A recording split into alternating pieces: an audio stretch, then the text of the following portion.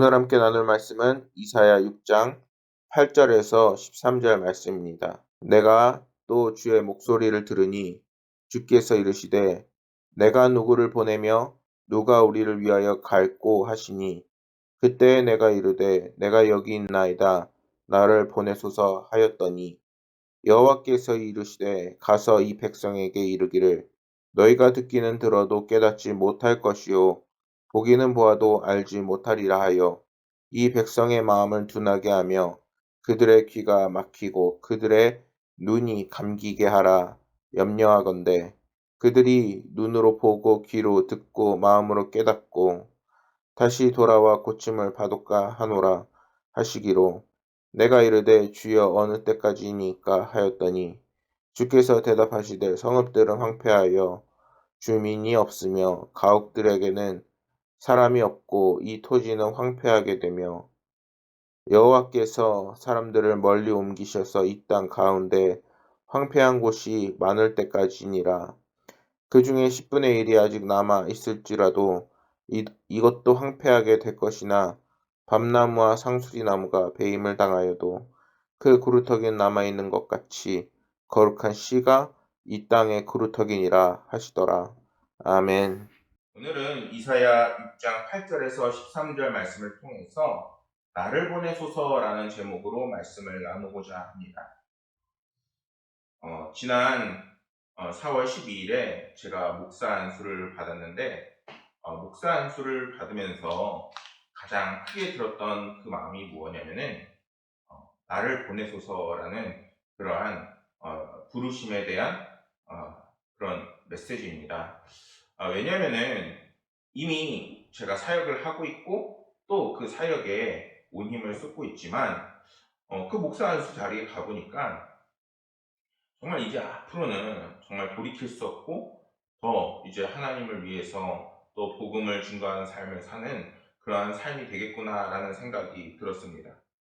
그런데 사역을 가만히 생각해 보면은 쉽지가 않은 겁니다.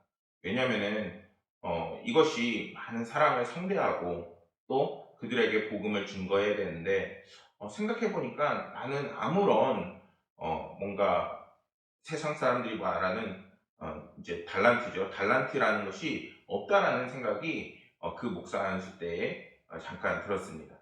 그런데 그러한 상황 속에서도 이제 제가 나를 보내소서 하고 왔는데 주님 어떻게 할까요?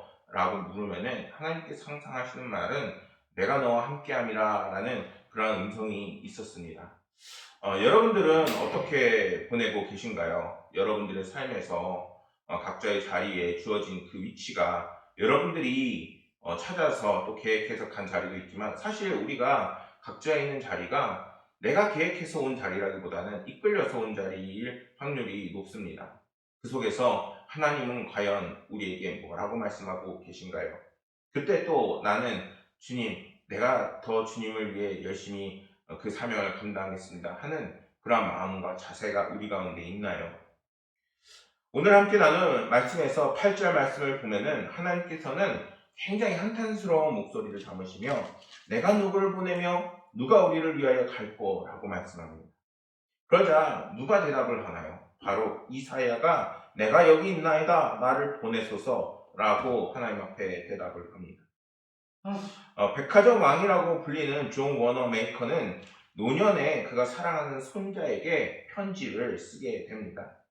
21살이 되는 생일에 직접 쓴 이 편지는 그가 앞으로 손자가 부자가 되기 위해서 또 성공하기 위해서 너는 이렇게 살았으면 좋겠다라는 그 메시지를 담고 있습니다.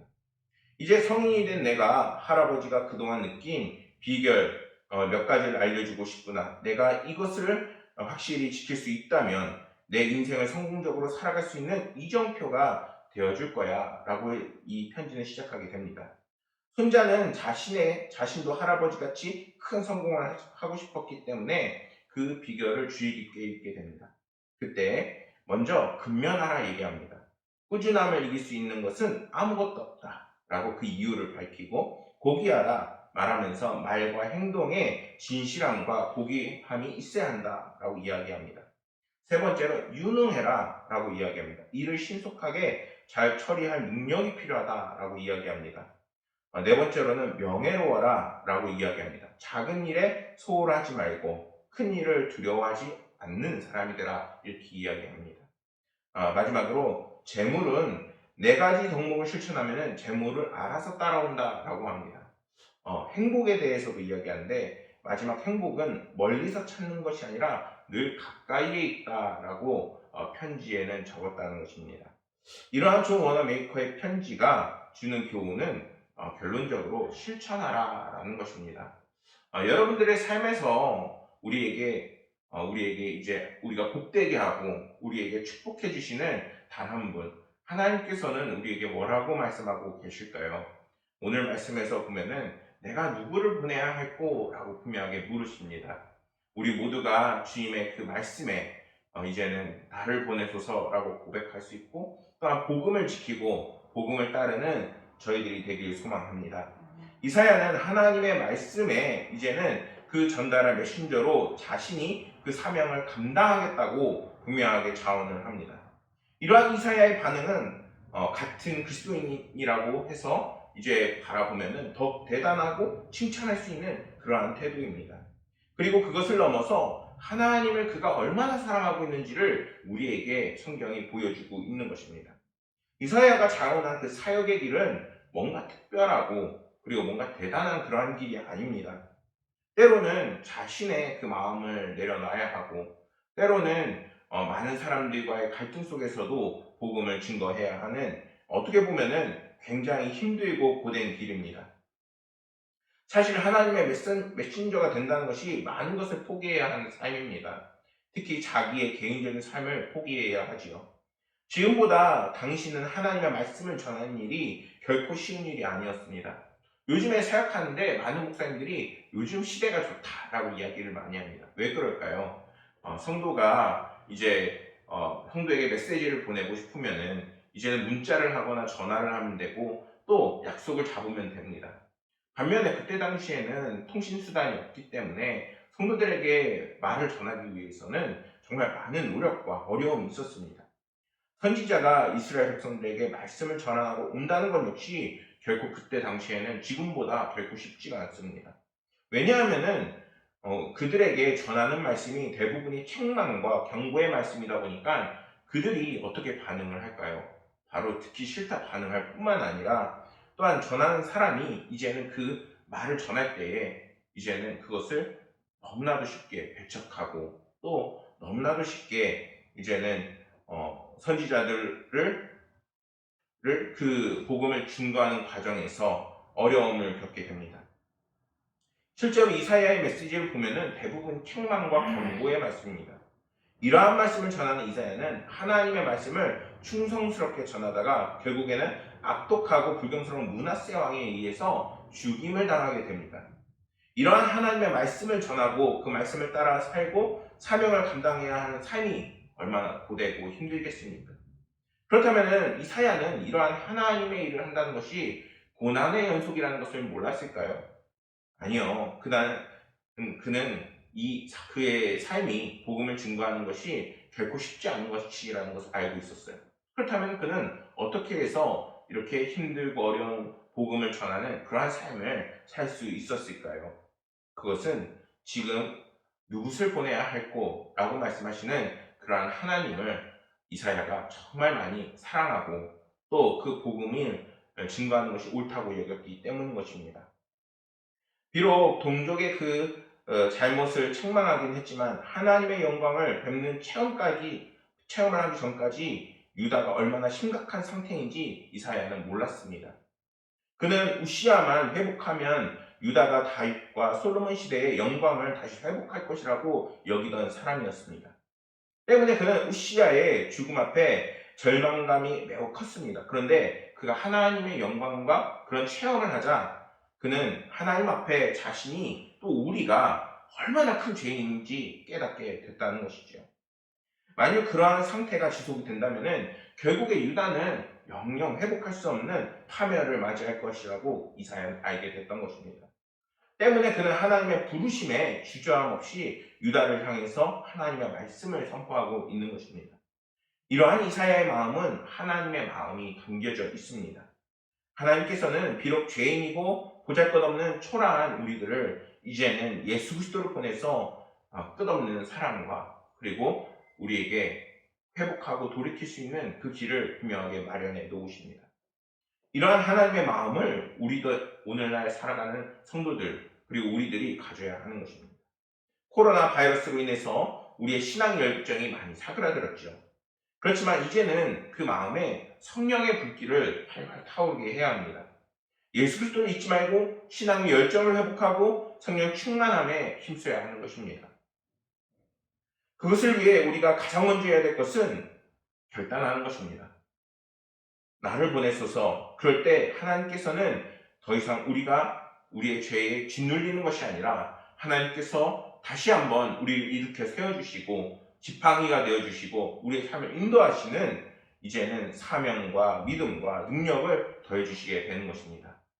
이사야는 그의 삶 내내 복음을 증거하면서 이러한 하나님의 동행함이 있었던 것입니다. 오늘 함께 말씀을 나누는 성도님들에게 하나님 주시는 힘과 능력과 그리고 그 은혜가 늘 함께하기를 소망합니다. 9절과 10절 말씀을 보면은 말씀에서는 하나님께서 당신의 부름에 응한 이사야에게 그가 감당할 사역의 그 결과가 어떤 건지를 굉장히 적나라하게 말씀하십니다. 말씀을 보면은 굉장히 슬퍼요. 백성의 마음을 둔하게 하며 그들의 귀가 막히고 그들의 눈이 감기게 하라 염려하건대 라고 성경은 말씀합니다. 이 말씀은 유다 사람들이 그 마음이 얼마나 완고한지 말씀을 전해도 하나도 안 들어간다는 거예요. 말씀 전해봐. 말씀 전하면은 한두 사람 돌아오고 막 이렇게 뭔가 역사가 나타나야 되는데 아무도 안 믿는다. 근데 그 민족은 어떤 민족이죠? 어려서부터 하나님의 말씀을 듣던 사람들이에요. 하나님의 말씀을 듣는 사람들이 하나님 곁으로 돌아오지 않는다는 겁니다. 혹시 이때 이사야의 그 마음에는 내가 하나님의 그 말씀을 전하고 이스라엘 백성들에게 회개의 말씀을 전하면은 하나님께로 돌아올 거야 라는 그런 마음이 있었을 수도 있습니다. 그러나 유다 사람들의 그 양심은 너무나도 완고해서 이사야가 말씀을 전한다고 해서 쉽게 돌이키지 않는 상황이었던 겁니다. 오히려 그들은 이사야가 회개하는 그 말씀을 전한다고 오히려 핍박을 하게 됩니다. 이사야는 민족과 그리고 하나님을 사랑하는 그 마음으로 복음을 증거한 것인데 오히려 핍박받는 상황을 맞이하게 되는 것입니다. 그래서 하나님은 본문 말씀을 통해서 이사야에게 먼저 마음을 단단히 먹으라고 이렇게 이야기하고 있는 것입니다. 여러분, 오늘날 우리가 밖에 나가면은 복음을 전해보면 어떤가요? 사람들 반응이 굉장히 냉랭하지요. 뭔가 열매를 거두고 사람들이 왔으면 좋겠는데 또 하나님의 은혜가 얼마나 좋은데 이것을 나누고 싶어서 복음을 증거하는 건데 오히려 돌아오는 것은 핍박밖에 없습니다. 그런데 그러한 상황 속에서도 하나님께서는 이제는 이사야와 늘 동행하시면서 때로는 이사야를 위로하시고 또 이사야와 함께 하시며 능력을 보이시며 그리고 그의 사역을 도우십니다. 하나님께서는 이제는 우리가 예수 그리스도를 통해서 이러한 사역을 계속해 나가기를 원하십니다. 예수 그리스도께서도 이 땅에 오셨을 때에 사람들은 그를 영접하지 않고 오히려 심지어 십자가에 달려 돌아가게 하십니다. 또한 그분은 공생애를 시작하고 복음을 전하셨을 때 사람들은 결코 그를 영접하지 않았습니다. 그러나 주님께서는 하나님의 능력을 보여주시며 늘 성령 충만하시며 하나님의 복된 말씀과 행사를 우리에게 친히 보여주셨습니다. 그렇기 때문에 복음을 따라 사는 그 고난의 삶에는 당연히 예수 그리스도께서 함께 하시며 또한 그 위로함이 있고 또한 동행함이 있어야 하는 것입니다. 여러분들의 삶은 어떤가요? 여러분들 삶 속에서 주님께서 각자의 위치에서 위로해 주시고 함께 해 주시고 또한 하나님의 놀라운 능력이 약속된 것을 믿고 계신가요? 우리가 이제는 우리의 삶을 가로막는 그 장애물들 앞에서 이제는 주님을 바라보고 이제는 그리스도인으로 바로 서며 이제는 복음을 따라 살 수 있는 저와 여러분들이 되기를 소망합니다.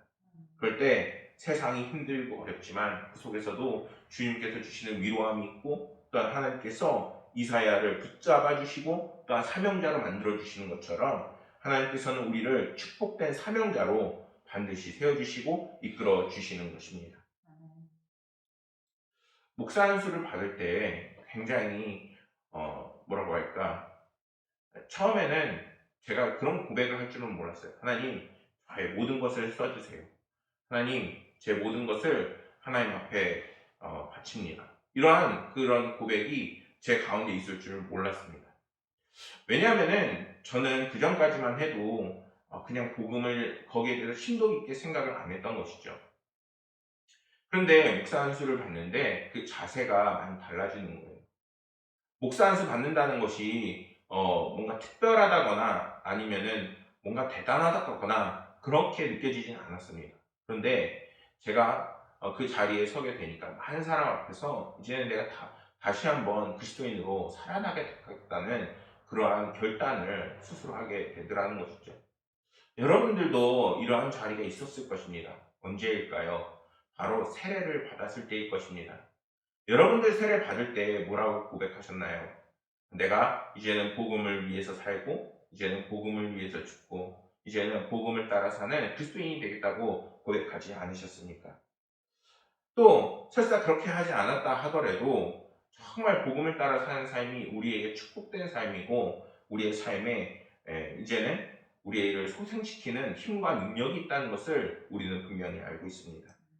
13절 말씀을 보면은 그 중에 10분의 1이 아직 남아있을지라도 이것도 황폐하게 될 것이나 밤나무와 성수나무가 배임을 당하여도 그 그루터기는 남아있을 것 같이 거룩한 씨가 그 땅의 그루터기니라 하시더라, 이렇게 말씀합니다. 무슨 말인가요?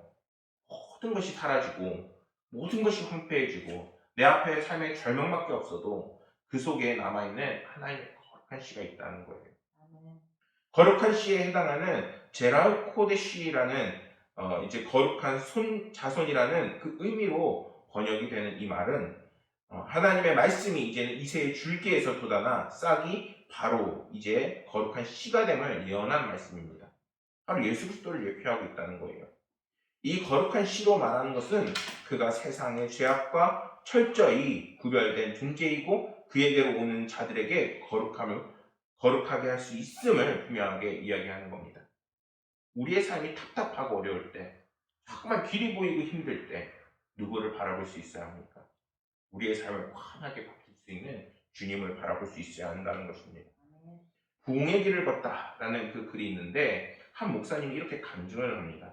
자신이 개척교회에서 사역하던 그 시기에 부흥을 원하는 마음이 컸는데 그래서 부흥의 역사가 일어났던 사도행전을 중심으로 중점적으로 많이 묵상을 하고 또 말씀을 전했습니다.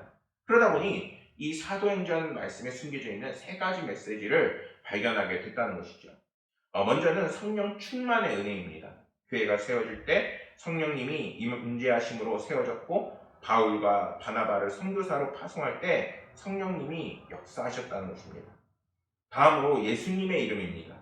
성전 미문의 안증뱅이가 금과 은이 아닌 예수님의 이름으로 일어나게 되는 것입니다. 마지막으로 예수님의 십자가와 부활입니다. 교회는 예수님께서 십자가에 달려 돌아가심으로 부활의 증인의 삶을 살았습니다. 더 나아가 부흥을 위해 제자들과 교회가 갖춰야 할 두 가지 덕목이 바로 말씀과 기도라는 것입니다.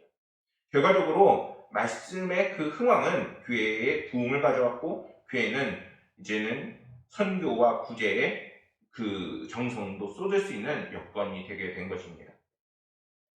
우리가 이처럼 이제는 주님을 바라보고 복음을 따라 나아가는 삶을 살 때 때로는 우리 가운데 어려움이 찾아오고 결핍이 있을 수 있습니다.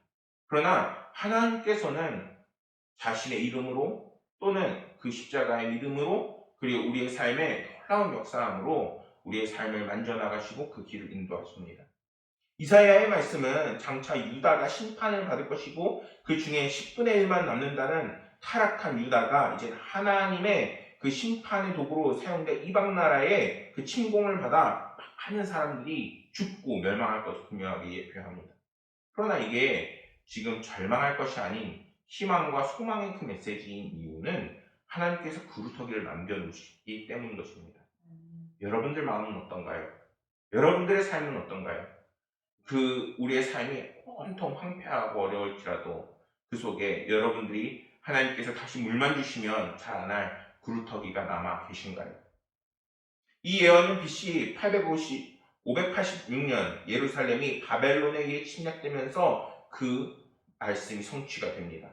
그런데 중요한 것은 본절의 하나님은 10분의 1 밤나무 상수리 나무와 같이 배임을 당해도 그루터기가 남을 것이라고 분명히 말씀하셨고, 그리고 이제 끌려간 소수의 남은 자들이 이제는 회복될 것이라는 그 말씀을 하신 것입니다. 결국 유다는 하나님의 심판 가운데 남겨진 소수의 사람들로부터 이제 다시 시작하게 되는 것입니다. 하나님의 말씀은 일정일에 틀림이 없이 이루어지게 되는 것입니다. 우리가 이제는 하나님의 그 말씀을 더욱더 신뢰할 수 있어야 합니다. 우리가 하나님의 말씀을 의심하고 또한 그 말씀을 의심할 때에, 그 말씀을 우리의 마음 가운데 담아두지 않을 때에 하나님께서는 이제는 우리의 삶을 더욱더 이끄실 수 없고 또한 우리의 축복된 가운 그 길로 이끄실 수 없게 되는 것입니다. 사랑하는 성도 여러분, 우리에게 광야와 같은 마치 밤나무 베인과 그리고 상수리나무가 이제 베이는 그런 고통이 있을 수 있습니다. 그러나 그 모든 것들이 다 베이고 황폐해질지라도 우리의 믿음의 뿌리까지 뽑혀서는 안 되는 것입니다. 우리가 주님과 함께하고자 하고 또한 믿음의 뿌리를 지킬 때에 하나님께서는 이제는 이렇게 물으실 것입니다. 내가 이르되 내가 여기 있나이다, 나를 보내소서. 이렇게 고백하는 성도들에게 이사야처럼 하나님께서 그 모든 고난을 이길 수 있는 힘과 또한 능력과 그리고 하나님께서 그 구루터기를 통해서 놀라운 역사를 맺어나가시는 은혜를 맛보게 될 것입니다. 이러한 놀라운 은혜를 믿고 의지하시는 저와 여러분들이 되기를 간절히 소망하겠습니다. 기도하겠습니다. 은혜가 풍성하신 아버지 하나님, 우리 가운데 나를 보내소서라는 믿음이 없을 때가 너무나도 많이 있습니다. 그러나 하나님, 우리가 더욱더 주님을 바라보고 하나님의 은혜로 감싸주시고 또한 아버지 하나님께서 우리가 세상을 이길 수 있는 단단한 믿음과 힘과 능력을 더해 주셔서 어느 곳에서든 하나님의 백성으로 견고히 자리 잡고 살아나가는 하나님의 백성들이 되게 해 주시옵소서. 처음 마음 먹었던 믿음을 잃지 않게 하시고 또한 아버지 하나님 앞에 고백했던 그 모든 순간들을 마음에 잘 담아 힘들고 어려울 때마다 잘 돌아보며 아버지 하나님이 주시는 은혜와 또한 능력을 받는 저와 모든 성도들이 되게 해 주시옵소서. 하나님께서 모든 순간 함께 하실 것을 믿으며 모든 말씀 구주의